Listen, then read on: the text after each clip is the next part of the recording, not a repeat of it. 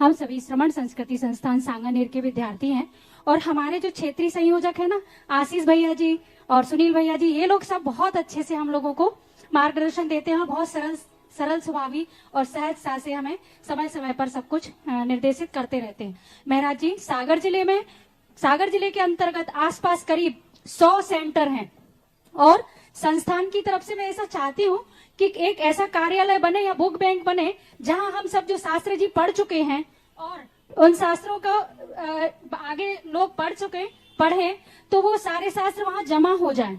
और जैसे हमारे यहाँ करीब 12-13 सेंटर है सागर में, तो हम चाहते हैं कि इतने सारे स्नातक विद्यार्थी हैं आपके संस्थान के, वो सब स्थायी रूप से एक एक सेंटर में हम लोगों को पढ़ाएं, हम लोगों को शिक्षा दें।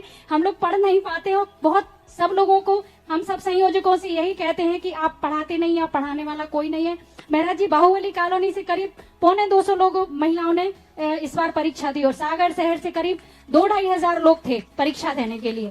तो हम लोगों को एक स्नातक पढ़ाने वाले टीचर चाहिए और हम अपने आशीष भैया से हमेशा कहते रहते हैं।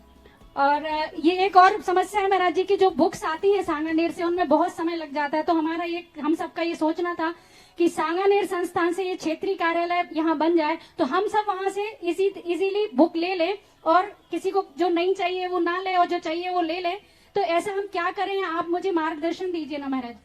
पहला कथन है कि आपका जो प्राचीन लोग पढ़ चुके हैं उन शास्त्रों को पुनः संग्रह किया जाए। पहले होता था ऐसा स्कूलों में कि पुराने विद्यार्थी अपनी किताब स्कूल में जमा करा देते थे, जिससे आगे आने वाले गरीब बच्चे के काम आते। लेकिन आज समस्या ये है कि कोई गरीब रहा ही नहीं, क्योंकि जिनवाणी के शायद 4 ठोल आपके पास ग्रंथ होते हैं, उनके लिए एक आप कर सकते हैं।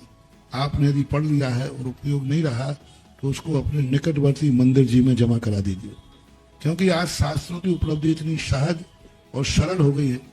शास्त्र दान देने वाले इतने ज्यादा दानी हैं कि आज किसी भी शास्त्र का नाम लेते ही तुरंत एक शास्त्र है और 10 प्रकाशन करने वाले तैयार हो जाते।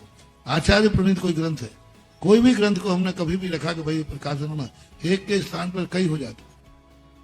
तो उसके लिए रही बात, अब दूसरी बात की स्नातकों की जो आपने शिकायत की है, ये जरूर बहुत विचारणीय है और इनकी कान खिंचाई होती है साल भर में एक बार, जब स्नातक परिषद का सम्मेलन होता है। उस समय ये सब बातें आती हैं और उस समय हम उनको कहते हैं कि आप जहां भी हैं वहां यदि 12 वर्षीय कोर्स, पाठशाला और मंदिर जी में स्वाध्याय की गद्दी, ये 3 कार्य आपको करना ही करना है। जो नहीं करते हैं उनका व्यक्तिगत FIR लिखाइए, मैं उस पर हाँ, क्योंकि यदि सामूहिक लिखाने तो मामला है नहीं। आपकी कॉलोनी में सांगानेर का छात्र विद्यार्थी रहता है, स्नातक रहता है, और यदि वो इन 3 कार्यों में से तीनों अथवा कोई भी कार्य नहीं करता है, ऐसे स्नातक का बाई नाम दर्ज आप करा करके, कॉलोनी आपकी है और वहां रहता है, फिर भी ना तो 12 वर्षीय वालों को पढ़ाता है, ना पाठशाला में पढ़ाता है, ना मंदिर में स्वाध्याय की गद्दी पर बैठता है, ऐसे स्नातकों की आप लिस्ट दे सकें तो आपकी ये भावना पूरी हो जाएगी। क्योंकि जनरल कभी कभी लोग उपदेश से नहीं मानते हैं, आदेश से मानते हैं।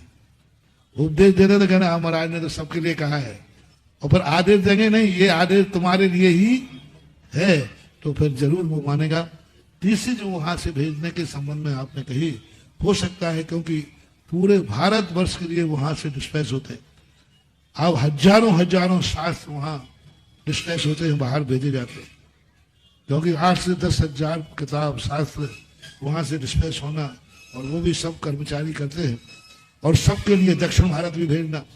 अभी दक्षिण भारत के अंदर भाषा संबंधी दिक्कत थी, तो सारे कोर्स के लिए अभी मराठी अनुवाद, कर्नाटक के अनुवाद की प्रसंग चल रहा है कि जितना भी जिनवाणी है उस सबका मराठी अनुवाद हो और कर्नाटक भाषा में अनुवाद हो, जिससे वहां के लोग पढ़ सकें।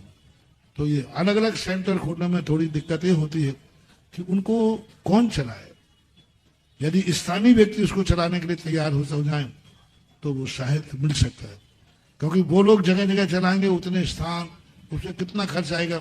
एक स्थान चाहिए, वहां पर एक कर्मचारी रखना पड़ेगा, उसका वेतन चाहिए, और स्थान कहीं मिलेगा या नहीं मिलेगा, तो ये बहुत सारी समस्याएं हैं। हाँ, सबसे बड़ी समस्या आप लोगों में है कि शिकायत आप लोग बहुत लेट करते हैं। सबसे बड़ी आप शिकायत करिए, संस्थान में आपका वहां फोन नहीं उठाता है तो पदाधिकारी को फोन करिए, और तुरंत यदि नहीं उठाता है तो सीधी जिज्ञासा में आकर के पूछ लीजिए। और यहाँ जो रिपोर्ट हो गई, अब आपकी जिज्ञासा से आज पूरी कमेटी, पूरा स्टाफ वहां सनसनी मच गई होगी, क्योंकि अब उनको बहुत मुश्किल हो जाएगी, क्योंकि वो समझ गए कि शिकायत सीधी अभी वहां चर्चा चालू हो गई होगी। तो हो सकता है इसमें, तो उसको आप शिकायत करें तुरंत। यदि आपको किताबें नहीं पहुंच रही हैं तो 2-4 बार फोन लगाएं। दिन भर दुनिया के फोन लगाते फिर तो वहां 2-3 लोगों को लगाएं, जरूर हो जाएगा। क्योंकि प्रमाद होना स्वाभाविक है, कर्मचारी लोगों से प्रमाद हो जाता है। फिर भी आपकी शिकायत वहां तक पहुंच गई है और शायद व्यवस्था वो करेंगे।